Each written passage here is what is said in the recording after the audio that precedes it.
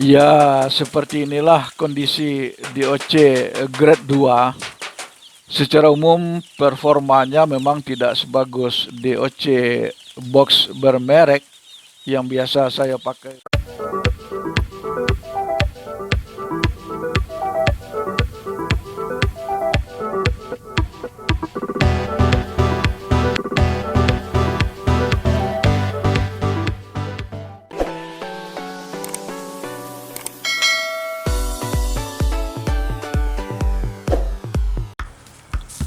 Check in lagi. Ya, check in lagi. Hari ini ayam broiler saya akan masuk kandang lagi. Menurut informasi penyedia DOC, mobil pengangkut DOC sudah dalam perjalanan dan diperkirakan sampai pada saat tengah hari. Sebagaimana biasa, beberapa hari sebelumnya sudah dilakukan persiapan, dimulai dari pembersihan dan pencucian kandang, pengapuran kandang, dan pembuatan ruangan brooding. Ruangan broodingnya sendiri berupa luasan berbentuk bujur sangkar dengan sisi 4 meter. Pada keempat sisinya dipasang terpal plastik hitam sebagai tirai dalam sekaligus berfungsi sebagai dinding ruang brooding. Sedangkan bagian plafonnya dipasang terpal plastik. Kemudian lantai ruang brooding ini telah ditaburi sekam sebagai liter. Kenapa sekam? Sebenarnya banyak jenis bahan yang digunakan sebagai liter, tapi saya memilih sekam. Alasannya adalah pertama, sekam mudah didapat dan harganya murah, ringan walaupun daya serapnya tidak terlalu baik. Di atas liter ditutup dengan kertas koran yang berfungsi untuk mencegah anak ayam memakan sekam dan juga membantu menyekat panas ruang brooding agar tidak merembes ke bawah. Oh ya, kandang ayam ini adalah jenis kandang panggung terbuka.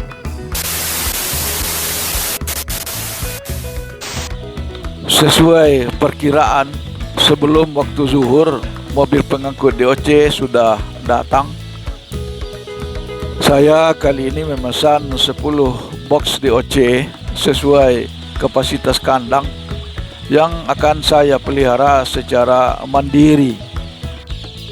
Kali ini saya memesan DOC jenis box polos alias tidak bermerek. Alasannya adalah masalah harga DOC yang saat ini masih tinggi. DOC box polos ini lebih murah 100.000 per boxnya dibandingkan dengan DOC box bermerek. Konon ceritanya DOC box polos ini berasal dari telur induk yang masih muda atau induk yang baru mulai bertelur dengan telur yang masih kecil ukurannya, sehingga digolongkan DOC grade 2. Setelah box DOC diturunkan, dimulailah saat kritis dengan kesibukan yang tinggi. Kegiatan diawali dengan memindahkan box DOC ke ruang brooding. Dalam ruang brooding, box-box ini ditumpuk dan dibiarkan beberapa saat agar DOC dapat menyesuaikan diri dengan suhu ruangan brooding. Sebelumnya, pemanas ruang brooding telah dinyalakan untuk menciptakan suhu yang nyaman bagi anak ayam. Saya menggunakan 1 unit pemanas gas dengan kapasitas 1000 DOC. Pada siang ini suhu udara cukup panas, jadi regulator pemanas di-set untuk suhu sedang saja.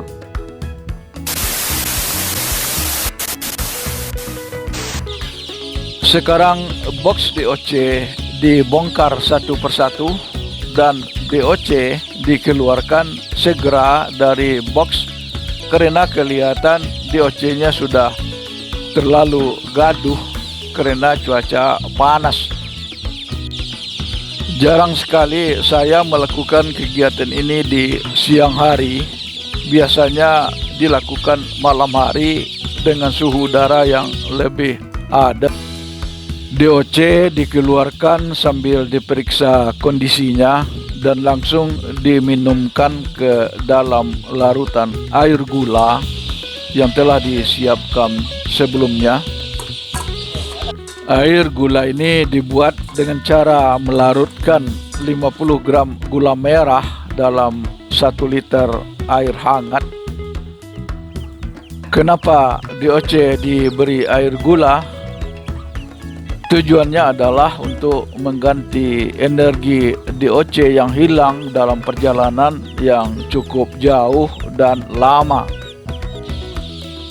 Caranya DOC diminumkan satu persatu dengan mencelupkan paruhnya ke dalam larutan gula.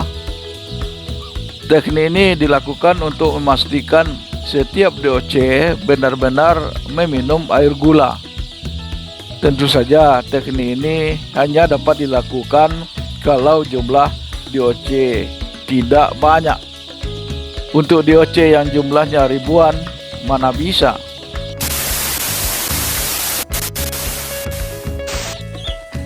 Sementara meminumkan DOC ke dalam air gula, segera disiapkan pakan dalam tempat pakan berupa nampan DOC dan tempat pakan anak.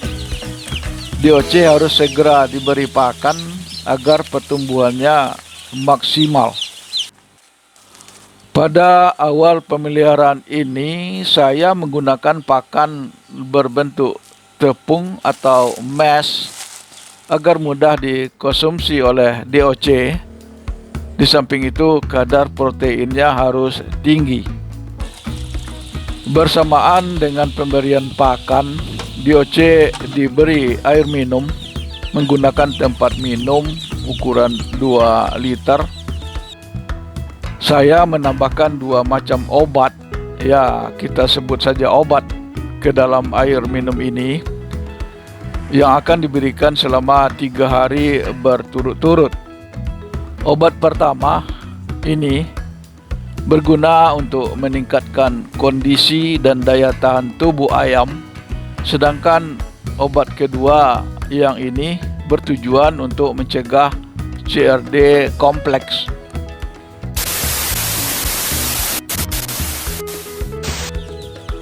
Sekarang kegiatan krusial sudah selesai.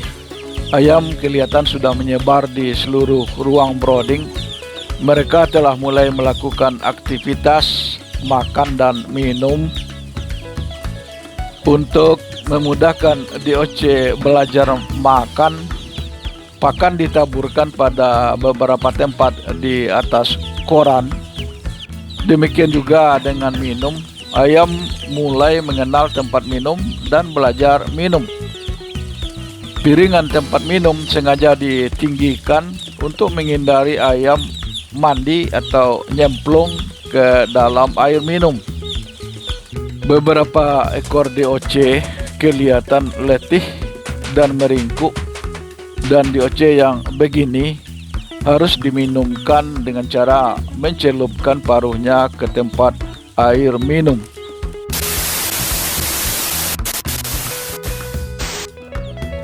Sekarang aktivitas DOC kelihatan sudah meningkat. Kelihatan ada beberapa DOC yang bulunya berwarna hitam.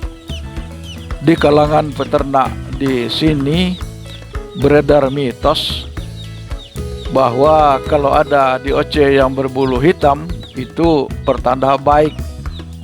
Pemeliharaan ayam periode ini akan beruntung. Biarlah mitos ini dipercaya oleh orang-orang yang percaya. Pemeliharaan ayam broiler kali ini memang diawali oleh kondisi DOC yang kurang begitu baik. Kita tahu bahwa keberhasilan pemeliharaan ayam broiler nomor satu ditentukan oleh kualitas DOC-nya. DOC yang baik kualitasnya akan menghasilkan ayam dewasa yang baik pula. Namun ada secercah harapan. Saya teringat petuah seorang suhu dalam peternakan ayam broiler ini yang mengatakan sejeli apapun DOC, asal ditangani dengan manajemen pemeliharaan yang baik serta diberi pakan yang berkualitas baik, tetap akan berhasil. Semoga